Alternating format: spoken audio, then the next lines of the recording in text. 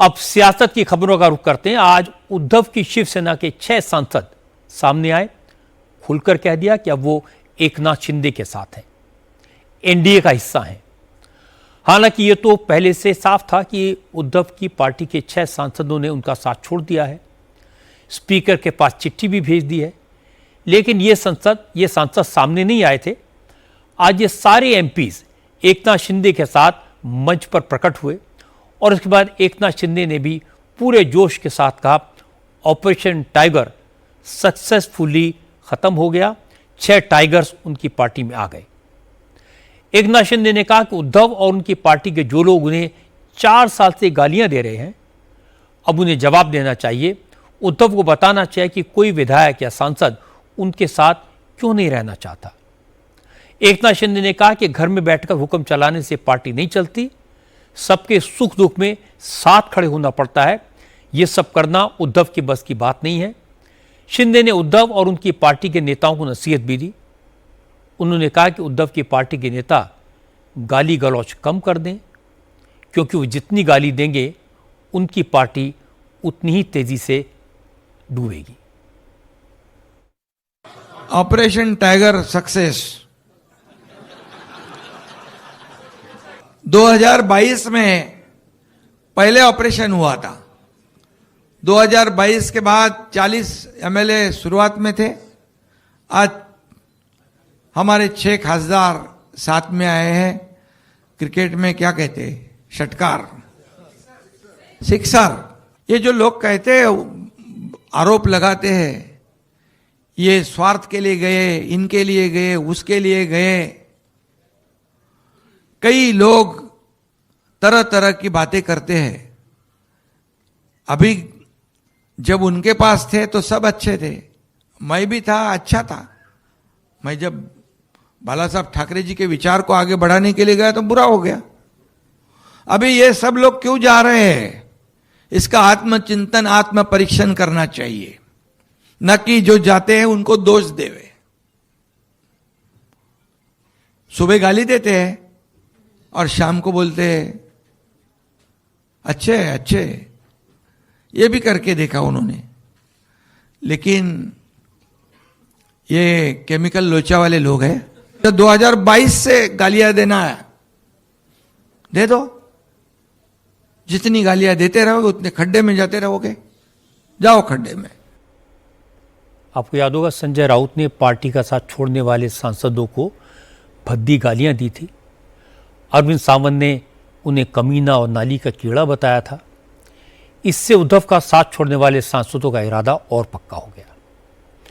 Mumbai north east seat से चुने गए एमपी संजय दीना पाटिल ने कहा कि वो टिकट मांगने नहीं गए थे, उद्धव ठाकरे ने उनको बुलाकर उन्हें टिकट दिया था। वो अपने काम के दम पर चुनाव जीते हैं, इसलिए संजय राउत जैसे नेता उन्हें लेक्चर न दें। अगर उद्धव ठाकरे ने अपने नेताओं की जुबान पर लगाम नहीं लगाई तो उन्हें भी उसी भाषा में जवाब दिया जाएगा। मेरे घर के नीचे आके गाली देंगे, मैंने बोला था उधर आके माफी मांगने बोलो, मैं तुम्हारे साथ वापस मातोश्री चलता हूँ। ये कुछ नहीं हुआ। मैंने हर आदमी को, छोटे से छोटे कार्यकर्ताओं को, बड़े से बड़े कार्यकर्ताओं को मान सम्मान दिया है। जिनकी लायकी नहीं है, मेरे को आदत है जूते सर, पैर के जूते सर पे लेने का, वो मेरी गलती हो गई, इसके लिए उनको बहुत मान सम्मान दिया। जिसकी लायकी नहीं है, जो विभाग प्रमुख बहुत मेरे खानदान पे जा रहे, मेरे पूरे परिवार पे जा रहे, अरे उनको 4, मेरे को तो कम से कम सब लोग के सामने भी गाली नहीं देते। इतनी तो हिम्मत नहीं, गाली देते तो मैं भी, मेरे को जो जानते हैं। हाँ, इन 6 एमपीज ने उद्धव ठाकरे का काम बहुत बढ़ा दिया है। उद्धव ने अब कहा कि जिन 6 सांसदों ने उन्हें धोखा दिया वो उन सबकी कॉन्स्टिट्यूंसी में जाएंगे, जनता को उनकी हकीकत बताएंगे। 27 जून को यवतमाल से उद्धव के दौरे की शुरुआत होगी और इसके बाद वो वाशिम, हिंगोली, परभणी, धाराशिव और शिरडी जाएंगे।